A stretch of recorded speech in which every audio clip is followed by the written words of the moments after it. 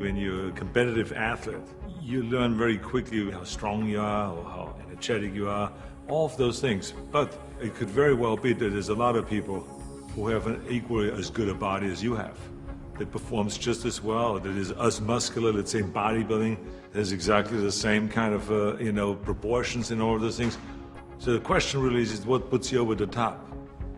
It is the mind that really creates the body. It's the mind that makes you really work out the 4 or 5 hours a day. It is the mind that visualizes of what the body ought to look like as the finished product.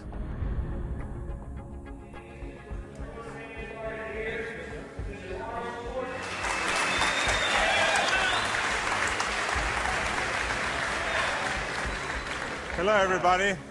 For the last 2 years, I've been doing exhibitions like this all over California in various institutions and prisons and hospitals and so on.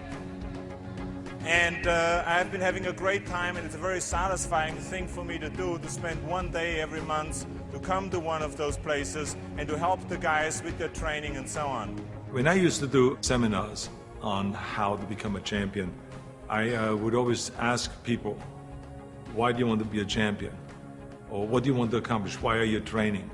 And they will, if a guy will get up and he will say, well, I want to train because I think that if I get muscular and I feel like I'm getting the kind of definition, then I maybe can enter a bodybuilding competition. I said, sit down. I said, if you think this way, you're going to be a loser. You're never going to make it because there's no maybe. You got to get up and say, I want to be a champion. And I do whatever it takes.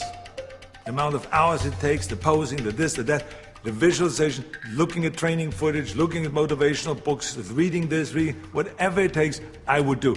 That's the answer I want to hear from you. You can detect right away those that are going to be shaky and that will fall behind and they will not go all the way, and those that are very hungry. And that hunger you have to develop because you have to create a goal for yourself, whatever that may be, a short-term goal and a long-term goal, and you got to go after that. And if you do not see it, and if you do not believe it, who else will? The body is very important, but the mind is more important than the body. You have to visualize what that body ought to look like in order to make it win, because that's what creates then the will that you need to go to the gym every day.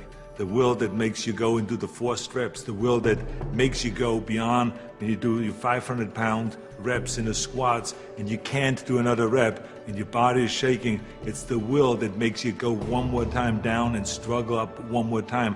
And so it's all of this, so the mental aspect that motivates you and that makes the difference between you being in the gym full of joy and looking forward to doing that extra rep and looking forward to doing those extra 100 reps in the sit-ups and working past the pain barriers. That all is the mind. That's not the body. So this is why I think the body is very important, but the mind is more important than the body.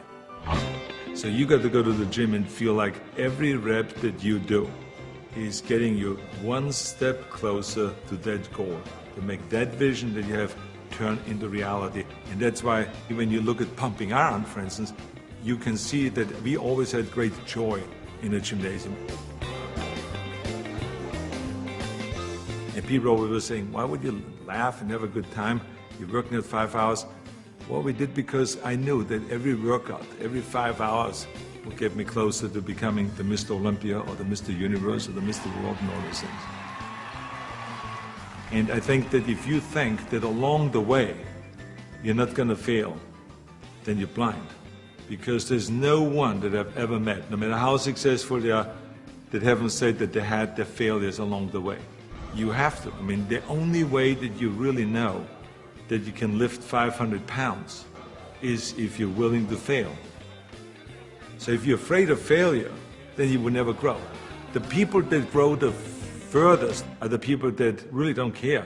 They fail or they make it, they're going to take that risk because that's what you have to do. I think what we learn in sports is very helpful to anything and everything else that you do in life. So now you apply that principle to acting. And you say, well, wait a minute, I put 5 hours in every day in working out, I did my posing 1 hour a day, I did my stretching and the this and that, and all of those kind of things. So now, let me apply the same thing to my acting career.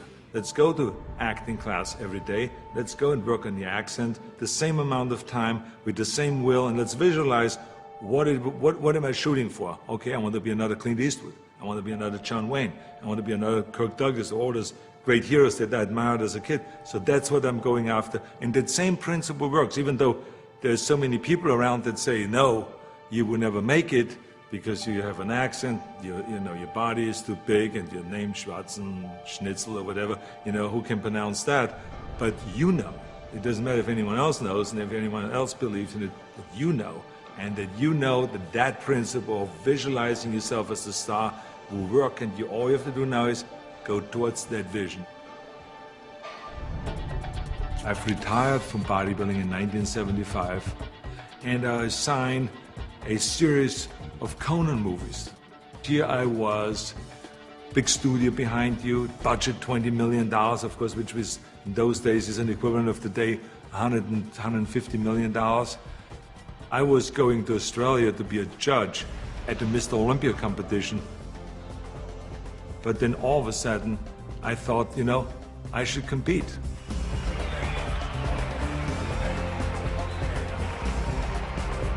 I think the competitors felt very disappointed. So they felt kind of, why would I do that? Why would I take that trophy away from them when I have everything else on the plate? And so I think there was disappointment there. And, I just felt, well, that's something that I need to do. I felt very strongly about it, and so I competed. So now you apply that principle in my political career. This historic election has come about because there's a tremendous disconnect between the people of California and the leaders of California. I'm running for governor to lead a movement for change. I want to be the people's governor. I will work honestly, without fear or favor, to do what is right for all Californians. Join Arnold and let's bring California back. People see me as a big action hero on a screen, and they expect the same kind of bigger-than-life action in reality. That's why in my political career, people always say to me, well, but this is politically risky to go and start, for instance, talking about prison reform.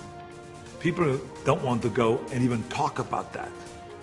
So I say, well, maybe it's politically risky, but in the meantime, we have 172,000 prisoners in facilities that are built for 100,000, and something is going to break, and something is going to happen.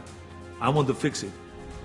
I feel very strong that I can bring people together. I feel very strong that I could unite Democrats and Republicans, all of those things. And I knew exactly what needed to be done to turn the economy around, to bring jobs back, to bring businesses back, to reform, workers' compensation, and to do all of those things. I knew there's certain things that we have to do to turn the economy around and to make people in California feel like that this is, in fact, a golden state. And true enough, after I have announced, and after I ran, and after I won, all of the things that I've planned became a reality. I always use bodybuilding as an example for a lot of things that I do. If it is talking about the budget, if it's talking about the environment, if it's talking about prison reform, somehow I always get in my experience of what I've learned in bodybuilding and then somehow tie it in of what I'm doing today. I have learned a tremendous amount, and every day still is a learning experience.